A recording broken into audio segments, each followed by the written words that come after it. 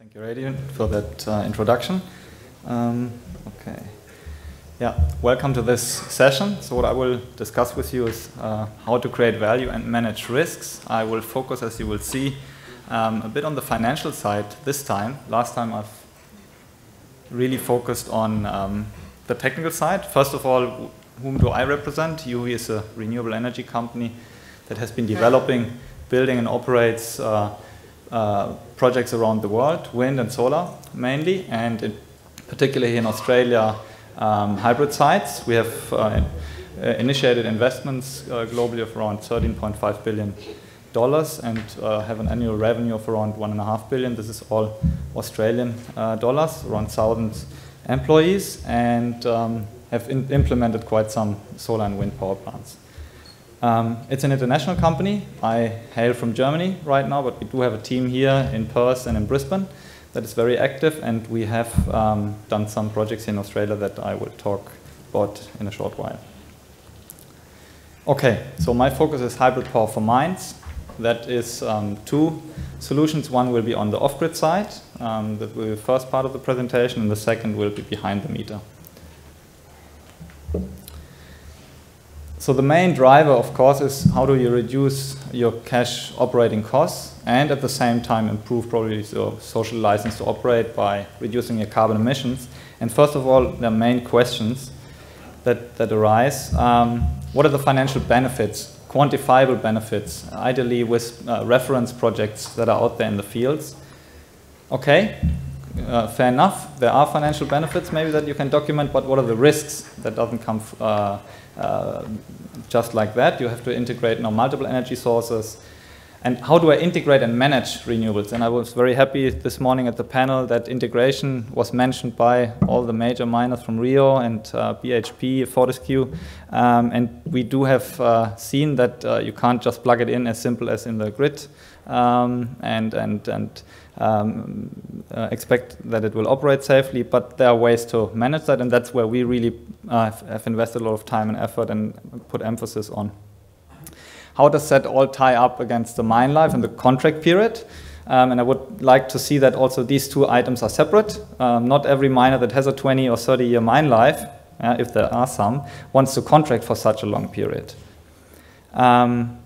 And what are the energy costs that I have at my mine right now and the future developments? That all come into play.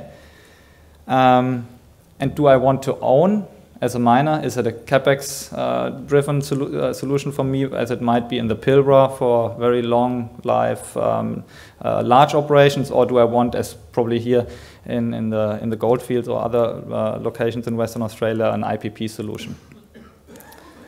And last but not least, are batteries relevant to my operations, and what benefits can they provide? I'll touch upon these topics and focus especially on the first ones and probably give you some highlights, some rules of thumb that you might or might not take home.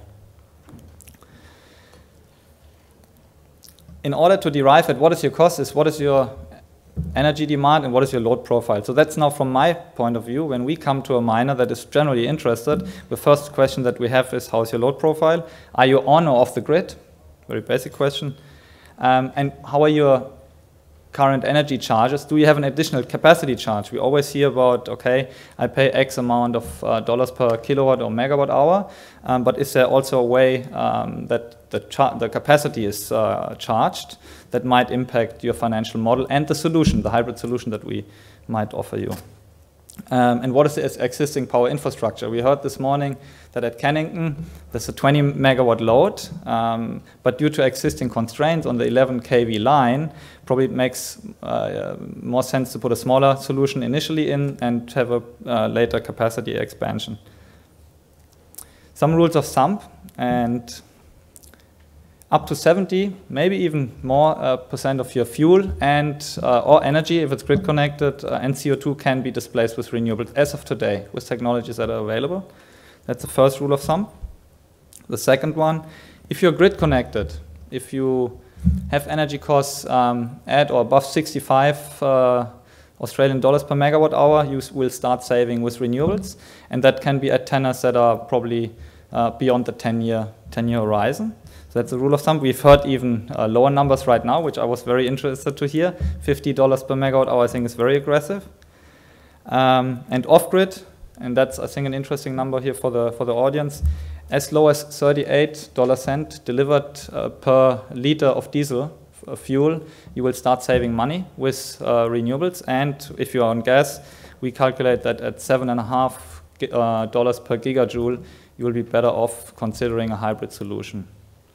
So where are we now? Right now, I think the prices derived from terminal gate prices and then delivered to site are probably in the $80 range. So there's a significant saving right now that you can achieve with renewables. Now, this is the operational Grasa project that UV started developing in 2013 that got funded in 2015 and is operational since 2 years now. The plant has been running nicely, saves around 5 million liters of diesel per year, translate to 12,000 tons of CO2. Just to put that into perspective, that's around 1,000 households' carbon emissions. It has a 10 megawatt solar facility and a 6 megawatt battery. And it has a 20% contribution from renewables. That's an existing project, right? I would say this is state of the art. It's the largest worldwide with a battery, but you can do more now and you can do it more economic than what we did 3 years ago. And I will give you some showcases now. So I focus first on Western Australia. Later on, I go on the Eastern Seaboard. So the next generation hybrid in Western Australia integrates not only solar, but also takes the advantage of the good wind resource. Yeah? And good wind resource you find in many places, not only along the coast, but in many mining locations. And when I say good wind resource, this is the average wind speed that you have there, probably 7 to 7.5 meters per second at around 100 meter hub height. That's nothing unexceptional. Yeah? You need to measure that for some time, but taking that into account, you can achieve 5 to 30% lower cash operating costs for your mine. On the energy side, right? Not on all other expenses that you have. How does that translate into savings? Just on fuel, for example, just to give you some scale, you will save over the tenor of the power purchase agreement or your operation of the plant between 25 million to 100 million liter diesel. That's a lot of trucks, yeah? A lot of fuel. Again, up to 70% renewable energy contribution and CO2 emission reduction. And now the important piece is you will say, okay, wind sounds very good, but guys, you need a 20-year PPA. That's not what we are going to do. We can, even with wind, I think our opinion is that you can go as short as 7 years. It might not be as redeployable as a pure solar solution, but if you combine wind, solar, and a battery with gas or with diesel, with a 7-year PPA, there is an economic case. Now, going a bit deeper, I take a typical example. So you see here, what's the generation profile? Will it cover the energy over the year entirely? Of course it will, because we have a dispatchable gas solution. But as you can see, the blue and the purple color is a renewable. Blue is wind, and purple is solar. In this case, solar is relatively small, wind is relatively large.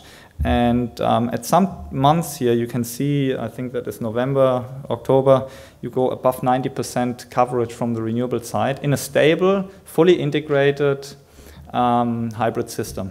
Yeah. Okay, now I take a typical Western Australia example, a mine, copper mine, gold mine, nickel mine, that has a 10 to 15 megawatt average load, a consumption of 90 to maybe 130 gigawatt hours per year.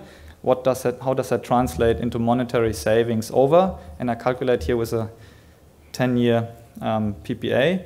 So the wind solution could be anything 10 to 20 megawatts, 3 to maybe 6, 7 turbines. And solar would be maybe 3 and a 5 megawatt, or normally on a single axis tracker, because direct irradiation here in Western Australia is very good. It makes a lot of sense to have a tracking solution rather than fixed tilt. And you can also redeploy a tracker, actually, and a battery that is anywhere between 6 to 12 megawatt in capacity and 3 to 6 megawatt hours. This system that I calculated here would save 50% or would generate 50% of its energy from wind and solar. And I think that's a more interesting part, that's a commercial. If I translate that into a 10-year PPA and I assume a 2% annual inflation, CPI inflation, I will save around 21 million Australian dollars in cash operating cost against the pure, and this is against the gas solution, so this is not diesel. So also with Western Australian gas prices, not virtual pipeline, but piped gas. That translates to around 10% savings and an annual saving of 2.1 million. Why I showed the bigger number is sometimes decisions get lost if you just think 10% and energy is not core. But if you look at the total dollars that you can save, 21 million is not something that one wants to brush aside maybe so quickly. That's one example. And we're working on a couple of projects right now that are in advanced stages that, here in Western Australia that are in the similar range. What are additional benefits? Yeah, of course, money is important, but there are additional benefits. The CO2 savings just follow very simple the electricity contribution from renewables, so it will be 50%. This translates to 32,000 tons. These are around 2,300 households of carbon emissions. You have a significantly reduced fuel price exposure. Only half of your power price is now exposed to the fuel price. There's no capital outlay for you.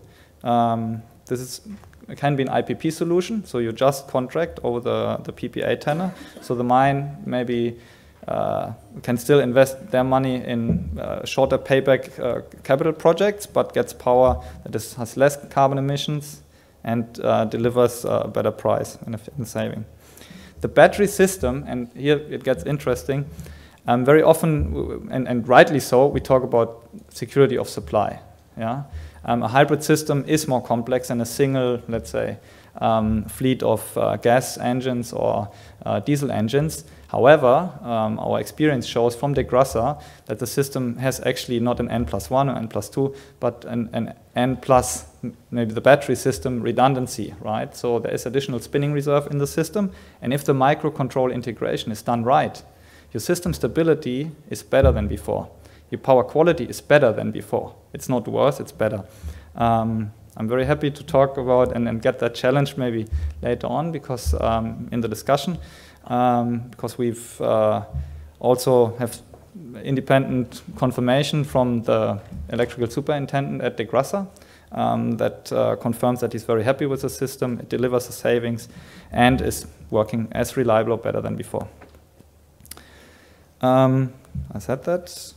And of course, that leads to a stronger social license to operate, not only because of the carbon emissions, but people locally identify with their more sustainable power generation, with something that creates also additional jobs locally. Yeah, there's O&M, there's construction. Yeah. Okay, second case is a large behind the meter. Now I'm sorry if I didn't include South Australia and Victoria. Yeah, that's maybe my elliptic there is not correct, but I focus on cases that I've been actually working on. Yeah, so that are not like invented numbers; they're real. So on the eastern seaboard, where there's still, I'm coming from Germany. All the places here have fantastic irradiation compared to Western Australia. There's a little bit less sun. Yeah, so this is a very large system, similar maybe to what Sun Metals has been doing up in Queensland. 100 megawatt average mine load, 95% mine uptime, consumption around 832 gigawatt hours. So as I learned here, and there are hardly any customers like that in Western Australia, but of course this is a national conference, so I hope there are also some folks from the eastern seaboard. Our answer to that would be probably a PV system in the scale of 130 megawatts. We would still do a single axis tracking here. In the base case, because this is grid connected, we would take firming power from the grid. We need a large area of land, but good thing is very often we're not so constrained on that space, so 390, maybe 450 hectare, depending on the topography. And we would save with this 30% of the fuel in this particular case. So how does that pan out on the cash operating cost? On the grid, of course, you have lower costs. Yeah, we're not up against maybe 15, 20 dollar cents per kilowatt hour, but against maybe 70 or something. And that's what I took at the base case, $70 per megawatt hour. And here I calculated a 20-year PPA. Yes, I agree. This is unlikely to be a typical contract case for a mine, but to showcase and to continue the calculation, and we had discussions along those lines. I present a 20-year timeline. The cash operating costs, of course, in total are much higher. 74 million Australian dollars would be saved over 20 years. But of course, you can see the percentage fraction is lower.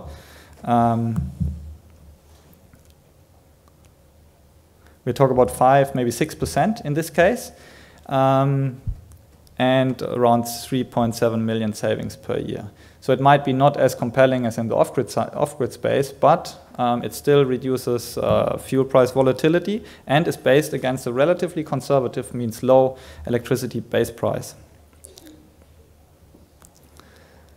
CO2 savings, again, follows one-to-one the electricity contribution, but of course the scale is significantly different. This saves as much as 10,000 Australian households consume. And there's a significant local value and job creation. A 130 megawatt facility needs O&M personnel during construction and installation. There's quite a lot of job creation that is valuable. Again, reduced fuel price volatility, I mentioned that already. And of course also an enhanced social license to operate. Should you wait? Yeah, there's always a question, technology today, technology tomorrow, the costs will go down. I look at it that way. Normally mine life is a constraining factor, not so much, let's say, the technology that's available tomorrow. If you shorten the PPA duration by 1 year, this can increase your power price by around 15 or even more %. So how does that compare against technology cost reductions? We've heard already that battery costs are coming down. There's learning curves of 22%, probably not 28, for every doubling. On an annual basis, on average, over the last 2 to 3 decades, solar, wind, and now battery probably deliver you 3 to 8% annual cost reduction. So if I buy a solar, battery, or wind hybrid system or behind the meter, this year, next year will be probably 3 to 8% cheaper, yeah, on average. If you compare that, and I've waited for 1 year, my PPA is now shorter, means I've got a 15%, roughly 15% higher PPA price. So that means waiting is not a good option. It's not commercially sound. So if you've got a limited mine life, let's say your mine life is not much longer than the contract period that you're looking at, cost reduction due to technology increase will not deliver you a better outcome. And with that, I would wrap up, and I'm open for questions. Do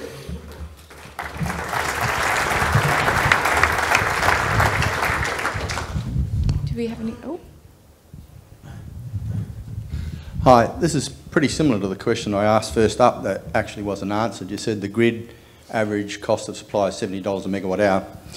Now, I know that a grid is probably 70 or 80% fixed cost. The wires, the generation, everything behind it. When you contract on the grid, you don't have that 70 megawatts as a variable cost. There's a little bit as a variable cost, and unless you can do away with the capacity, you can't do away with that fixed portion. So how does your economics work on that equation? Yeah. So when we do a behind the meter, for example, that we still need firming power, so the off-taker will still retain that grid connection. So his grid connection charges are there. But the variable charges that are then charged against 70, 65 or whatever that is, will be reduced. And that is how the economics work out. So there have been tenders recently where, and in the last 2 years, and several PPAs being signed, where the economics, including this fixed charges that are there, still make sense to the off-taker, significant sense, so that there are savings. So This is from the individual off-taker, not from a network operator, right? I'm not the one that operates the network and then has to distribute the cost for this. But from a single off-taker point of view, taking the capacity charges, your connection charges into account, you can still realize a saving. And that's why a lot of the large utility scale projects on the eastern seaboard or in South Australia have been developed and built. Amiram, sorry, Yep. over this way. I don't see in your calculations any renewable energy certificate generation or a stream of income from that. Have you purposely left that out? No, it's built in. So it's built in that, yeah. And normally you sell then let's say a green PPA where the off-taker gives you just the cash. Let's say the $70, or it's a lower number, obviously. Otherwise, you can't realize the savings. And then gets the large-scale certificates and sells them. Yeah. There can be other arrangements where you get a lower number and then you market the certificates yourself, which the future is uncertain, right, from 2022 onwards, when the scheme is really running out and no one knows what's following. Hi, Jenny Purdy here from Adani Renewables. Thanks for your presentation. When you're looking at the firming power from the grid, I'm wondering how you've looked at what a retailer might charge a customer for the section of power that doesn't include that midday load. I know some retailers are bringing products into the market that will provide that inverse shape, but I also expect that depending on what assumptions you make about future pricing trends against time of day, you might end up paying a retailer for the more expensive parts of the day, and therefore you might end up, particularly over a long tenor, with some costs you didn't expect. So I just wondered how you took that uncertainty into account in the modelling. Yeah. Since I am, let's say, not the off-taker that, or let's say someone that has tendered extensively here and received a wide spectrum of responses from retailers, I cannot fully answer the question. We've seen it in some instances where we actually came in with retailers and provided a full package that is solar power with a sleeve, firming power. And yeah, it's correct. I think time of day pricing becomes ever more important, and I think that over time there might be an increase, especially outside solar generation hours. Or it's already there probably right now. It is part of our calculation here, but I wouldn't say this is now bulletproof. This is one case study that one needs to carefully compare. And as you also might be aware, there were some large tenders last year where mines in particular, I think it was then decided, okay, maybe for another 2 years, another 5 years, we stick around with a retailer and retender again and see how that pans out with renewable plus the firming power. We have time for a couple more questions. Any more questions? Okay. Please join me in thanking Amiram.